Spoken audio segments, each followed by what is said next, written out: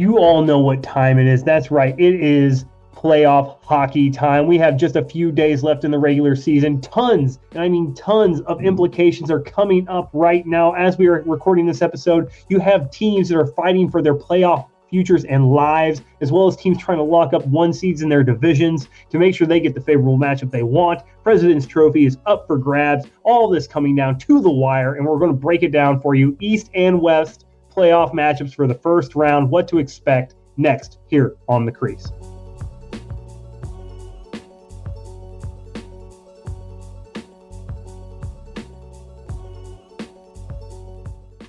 Welcome into The Crease. Before we get into all that great hockey action I was just breaking down for you, I want to give a big shout out to one of our special sponsors, and that is Dubby. If you are looking for an energy supplement that has none of the jitter but all of the focus, you can go to Dubby.gg. Use the code in the description of this video is THEHOUSECALL, all caps, no spaces, THEHOUSECALL, to get 10% off your order. They also have hydration supplements. So if you're an athlete like I am, I go out and I play soccer out in the Alabama sun. I know Ian's out there. He's playing all kinds of sports. He's a young kid out there in college doing all the young kid things. You need a supplement that can keep up with you and give you the hydration you need. Dubby's got that too. Go there, get your stuff, get 10% off your order, and be sure to use our code to do that. It'll be in the description. You can also use the link in the description of this video to go there, and I'll also give you 10% off. That is our custom link. But go get yourself some Dubby, man. I use it right now. The Calio cream, which is an orange creamsicle flavor, is amazing. I've had their Beach and Peach, which is like a peach rings, a little candy, gooey candy, or gummy candy, is amazing. Love all their flavors so far. I'm going to keep trying all their flavors. Just check them out. But go get you some Dubby. Ian, we're going to start the conference that is near and dear to Ian's heart, and we're going to save the Central for last. We're going to start off with your Canucks and Nashville Predators. Which, as of right now, the Predators will hold on. There's still a chance that the Knights can leap them. The Knights have to win out, and the Preds have to lose out for that to happen. The Knights do have a game in hand. They're 3 points back.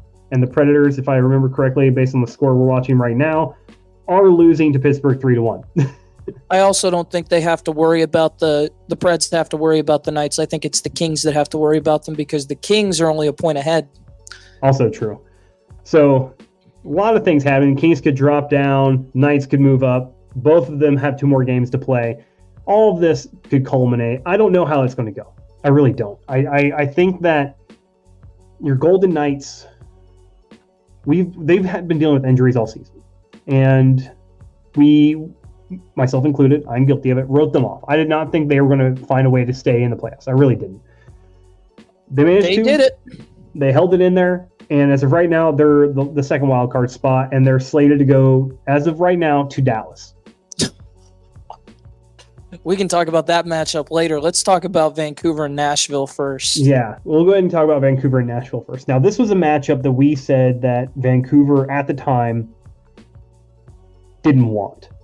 And I still don't think it's one they want. I don't think it's one they want either. The Canucks have not looked great. And, you know, the Nashville Predators, though, haven't looked all that great the last couple of games either. Couple of games, no, they haven't. But at the same time, they've clinched a playoff spot. What are they playing for? Seeding? I mean, they're just playing with house money at this point. Yeah, I mean, again, they're another team that was not expected to be here, so they're going to play like they have nothing to lose. Exactly. And I don't think it's a big deal for them to slip down to the 8th seed and go to Dallas or stay and face Vancouver. I think they like their chances better going to Vancouver possibly. But at the same time, like, I think they're looking at right now, they're 3 points up on the Golden Knights. They're 2 points up on the Kings. So either way, however this works out, they still got a shot at, you know, wrapping up with the 7th seed here and going to Vancouver, barring something crazy. And let me check out the schedule real quick just to make sure. The Kings have Minnesota later tonight. And then they will wrap up their season against the Blackhawks. The Knights have the Blackhawks tomorrow and the Ducks on Thursday. So, that's an easy schedule. They're both looking like they're going to wrap it up and have whatever they have like I said, the Preds are losing right now 3-1. I think they saw they have a playoff spot and they're content going in there.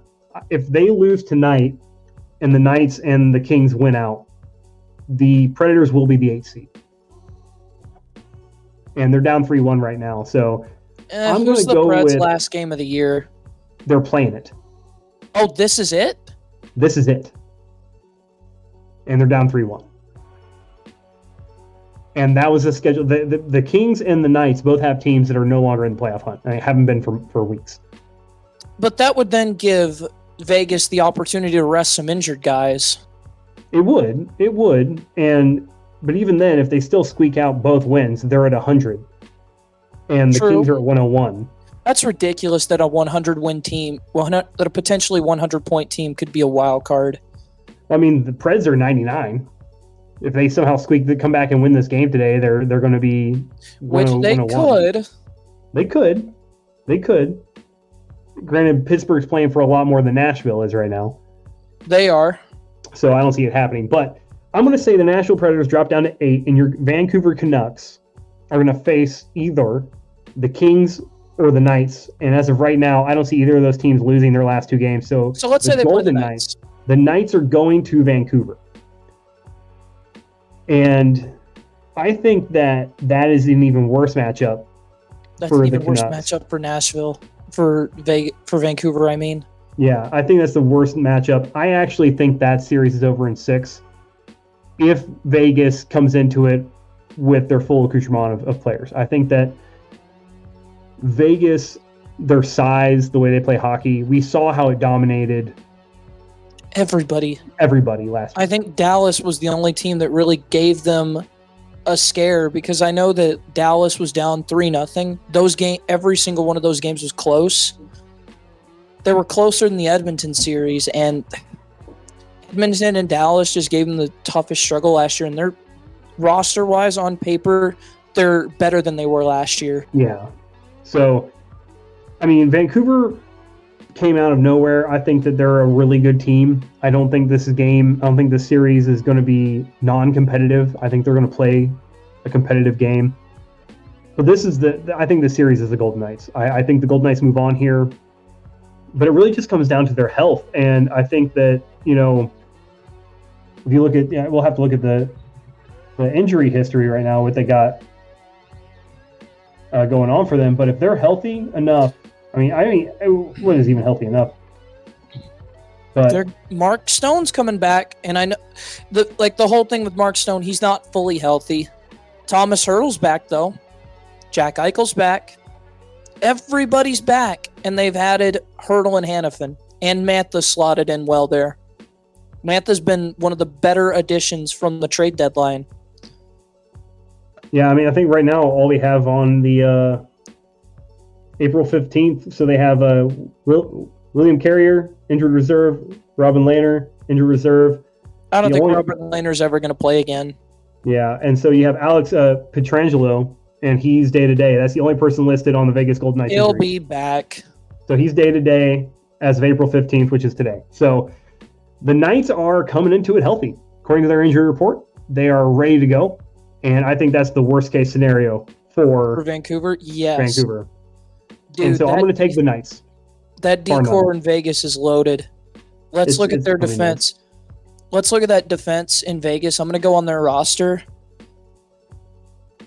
Notable starting defenseman, Nick Hague. That's your 6. That's your 5'6" defenseman. Noah Hannafin, Caden Korczak, Alec Martinez, Braden McNabb, Alex Pietrangelo, Shea Theodore, Zach Whitecloud. All those guys are above 6'2". They're huge. Massive. Vancouver cannot match up with them physically at all. You have to outskate them. You have to be faster. I mean, we've seen this happen before. And a team with Jack Eichel and Jonathan Marchessault is not slow. Yeah. Go ahead. I mean, as a Bruins fan, I remember, in the early, 2010s, the Bruins were a big muscle team. We're going to beat you up, we're going to beat you down, and we're going to wear you out, right? We're just going to out-muscle you. And when they got beat in playoff series, is because they were more content to hit people than score goals, and they got out-skated. They got skated off the ice because they weren't fast enough. I think And the we saw best that. example of that is against Montreal in 2014. Yeah. And so you see it, right? Like, and so your best hope if you're Vancouver is that you're faster than these guys. Sure, they're bigger, but you got to outskate them. You got to keep the puck moving. You got to keep them on the ice. You got to wear them down. That's their best chance, and that's easier said than done against a Golden Knights team that plays a very, very physical style and does have some guys out there who can just absolutely get after it on them skates. So guys like Marchessault, Eichel, William Karlsson, Chandler Stevenson. I just don't like the matchup for the Canucks. There's very few teams that can match up against the Golden Knights body to body, and right now I think there's only 3 teams in the West that can do it, and they're not. And none of those 3 teams are in the same division. So I'm going to go ahead and say it. Canucks go down after having a great season. I'm going to say in 5. I'm going to say Vegas in 4. I think Vegas sweeps them because the underrated part of that Vancouver team that nobody's talking about, their starting goalie going into the playoffs looks like Casey DeSmith. Thatcher Demko's on LTIR. If you play that team with your backup goalie, Vancouver is in dire trouble. Yeah. In that series, if they they're have to rename the Golden Knights to the Whalers after what they're about to do to these whales. Yeah, no kidding. It's gonna be bad. So let's go ahead and move on to the second game in the Pacific here. We have the Edmonton Oilers and the Los Angeles Kings. I believe that we are going to get enough good goaltending out of the Oilers to see a Knights-Oilers matchup. I think the Oilers have found a new way of scoring, and that is that McDavid is passing more and shooting less. I think that they did what you would have liked to have seen from Austin Matthews like 2 years ago, where he's not only able to score on his own, but to facilitate offense for others when things aren't going his way. And McDavid can also shoot. That's what I'm saying. But that's what he's doing though. He's able to do that. He's found that other gear. Yeah, I know. I know what you're talking about. He's facilitating more and he's getting everybody more involved. But I also think to his credit, he's going to shoot the puck a little bit more this season because I think last year with him scoring 60 goals, everybody figured out how he was going to score. So this year, not as many teams have a read on him. Yeah, you really don't know because if you send too many people at him or you try to lock him down specifically, he's already proven, hey, I got guys on this team who will put it in the back of the net. All I got to do is give him the puck. Exactly. And you're not going to like that very much. So I think the Oilers, I just don't see how the Kings match up here. There's too many offensive weapons, and I think the Oilers are just going to outskate them. I don't think the Kings can keep up with them. I really don't. It's just Edmonton probably wins the President's Trophy if they did not start off this season absolutely looking like one of the 2 worst teams. And they're still probably going to get 50 wins on the year. Yeah, I mean they have 3 more games to play. They're the only team in the playoff hunt that is only at 79 games. and they literally don't have anything to play for. They're not. I mean, Vancouver's got 2. They're up 5 on them, right? So Vancouver loses out. Let's look at Edmonton's schedule because they've got the Sharks tonight. Tomorrow they don't play, I believe. Tomorrow the Canucks play the Flames. They play the final game in Arizona. They play the Coyotes. They're the final game in Arizona. But then they've got the Avalanche on Thursday. Yeah, and the Avalanche are still playing for a tour for home ice. In the first round. So the Winnipeg Colorado series has already been decided, but we'll get to that later. I mean, if Vancouver loses, the Oilers essentially have home ice the first 2 rounds. Like, what do they give a shit? Like, they're not playing for anything. They're playing within their division. They're playing within their division, and if Vancouver goes down, they play the wild card. Now, having said that, I think this series goes 7. I think Edmonton wins in 7, and I think it's a tighter series than most are going to think. And here's why. I watched Dallas beat them 5-0 a couple weeks ago. And what they did was let McDavid skate around on the perimeter, and they gave him nothing. They gave Draisaitl nothing. They shut the Oilers' offense down with strong defense. They gave them no lanes to work with. They kept them to the perimeter, and they squeezed them off. The Kings play a very strong 1-3-1 neutral zone trap, which tends to neutralize speed. Now, having said that, Edmonton has the guns to beat a Kings team. LA just hasn't looked right this year, and I don't trust a goaltending tandem led by, let's see, who is it? I think it's Cam Talbot. Yes, Cam Talbot, David Riddick are your two goalies. Cam Talbot, for his credit, .916 this year. I don't think they have enough to get it done, but I think it will expose some of the weaknesses of this Oilers team, and I think the Oilers are going to go down in round 2. I think it's going to be a much tighter series than people think. But and to your credit, you're not far off here. The Kings have allowed the third fewest goals against this season. Yeah, they're a very strong defensive team. They just haven't quite looked right this year. And Pierre-Luc Dubois, man, that trade, it looks worse and worse every day for the Kings.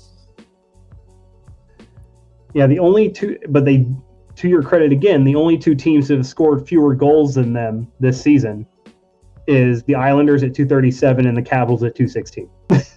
What are they, the 30th best scoring team in the league? In the playoffs, as far as I can see, yes. Those are the only two playoff teams that scored less goals. They're at 250. Ooh, that's low. Now, if Edmonton wants to win this series, all they have to do is get a lead on LA because they're not built to come back from any deficit. Yeah, they are meant get up early, to win by 1-0, 2-1 games and grind it out, which works in the playoffs. Which is with their talent level, they are going to make it hard on anybody to beat them if they play to their strengths. The problem is I just don't think they have the firepower to do it, which is why I'm picking Edmonton in 7. I'm going to go Edmonton in 6, but I'm right there with you. I think that I could see this being bad for the Kings, like everyone thinks it's going to be, but I can also see them putting up a decent fight. They're not a bad hockey team. They just don't have the firepower.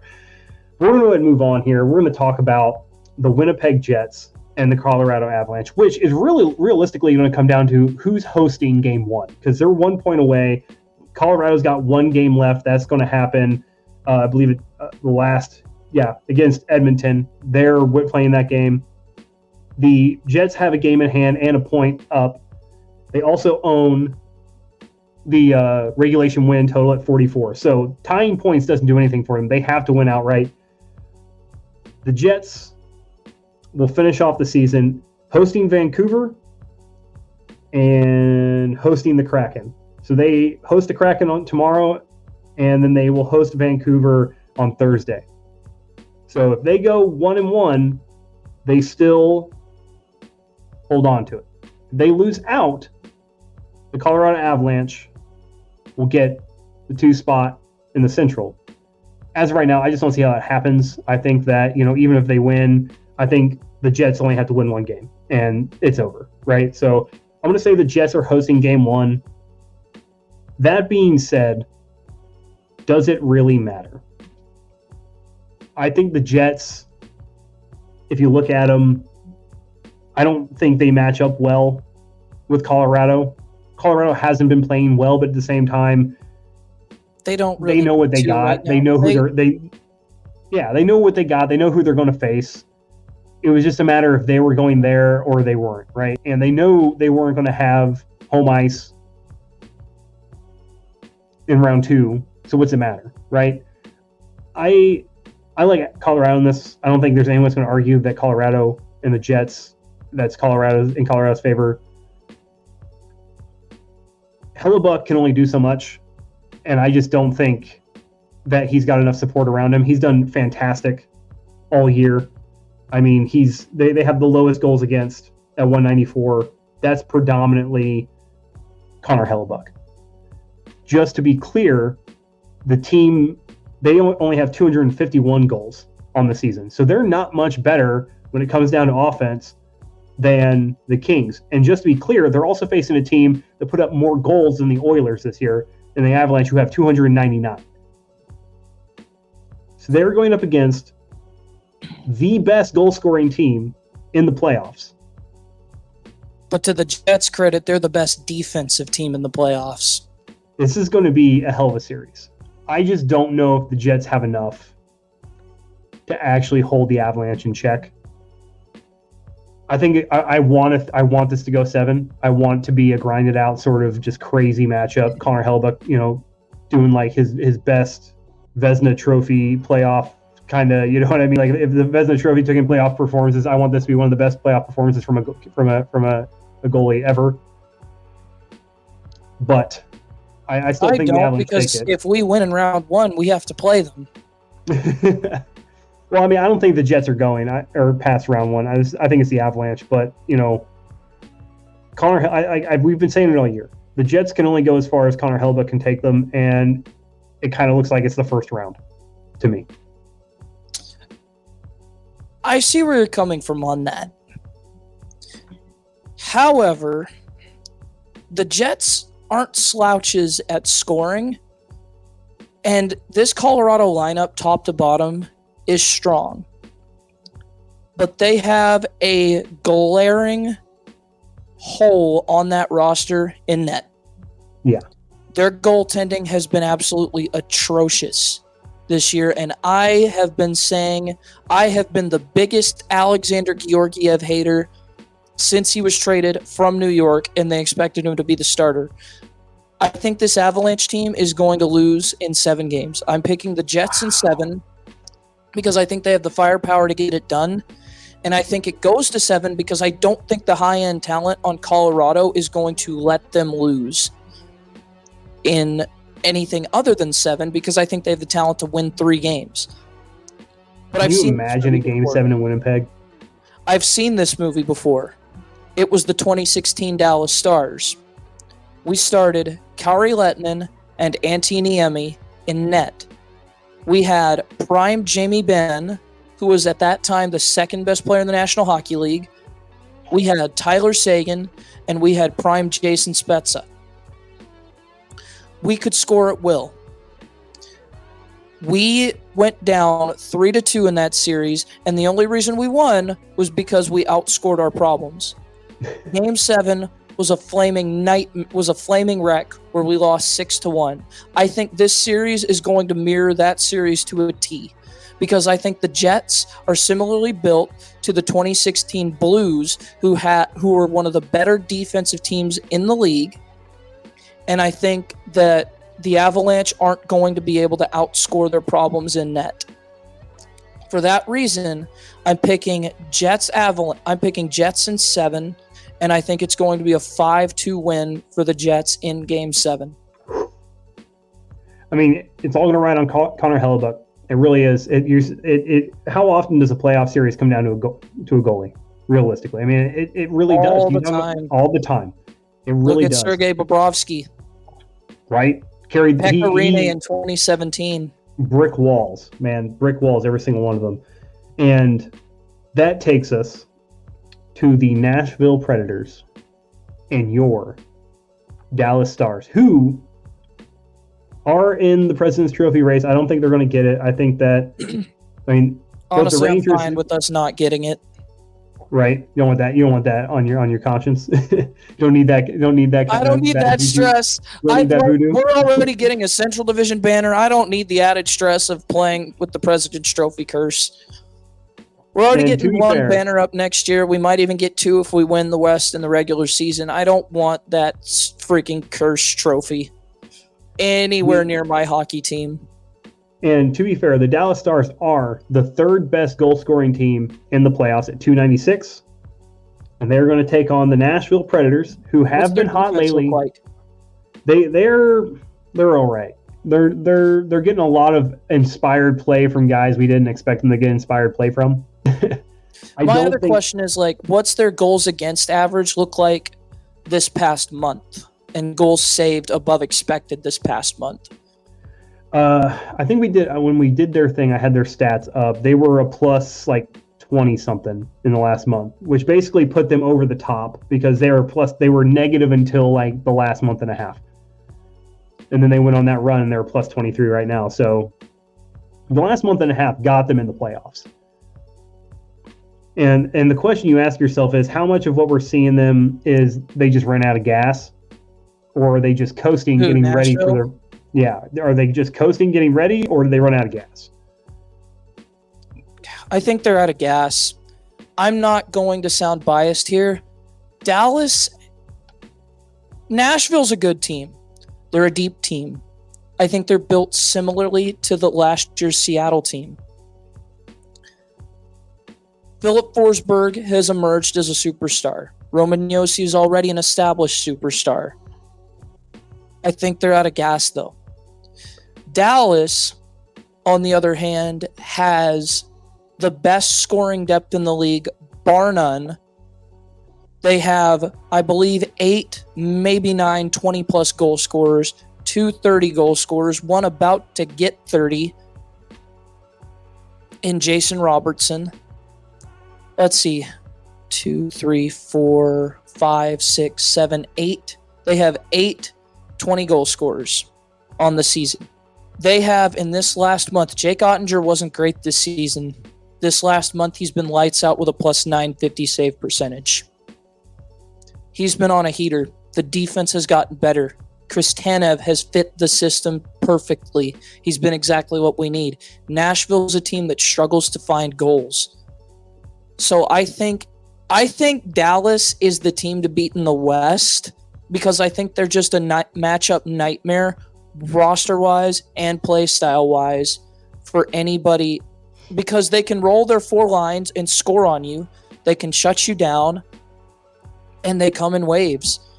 I think Nashville's going to put up a heck of a fight, but I'm going to pick Dallas in 6 because I think UC Saros steals 1, maybe 2, and they better hope and pray he doesn't get hurt, because if he gets hurt, they're toast. And just as we're talking about this right now, the Predators just ended the second period with the Penguins. It is a 2-3 game. I noticed that. So it is coming down to the wire there. If the Preds win, they lock up the 7 seed. They are down 1 goal in that right now with 1 period left. It'll be interesting to see how that works out. And then that would actually be kind of a little bad juju, because that sends the Golden Knights to Dallas. But all the same, as of right now, we went off what the scores are, what it's looking like, and that will be how the first round ends in both the East and the Western Conferences. I hope you enjoyed today's episode. We'll be breaking down the games as they happen, seeing how the series progresses, and giving you our second round predictions when it is time for the second round to break it down, how we see these series going. Until then, be sure to like, follow, and subscribe on all our social media platforms. Be sure to go to w.gg and support our sponsor and use our code to get 10% off your order. And be sure to check out all of our other affiliates. You can go to our website, which will be down in the description of this video. It has our affiliate links as well as all of our blogs. You can check all of that out and more. Be sure to like, follow, and subscribe all of our other channels. Well, if you're a football fan, we got a channel for that. You're a baseball fan, we got a channel for that. We got a basketball channel as well as our Fight Pit, which does all of our WWE, MMA, check them out. They've boxing. been amazing these last couple weeks with great with their contact. interviews with Stitch Duran. Check them out, please. UFC 300 just God's happened. work over there. Amazing stuff there in the Fight Pit, absolutely. But that's all we got time for today on The Crease. We'll see you here next time.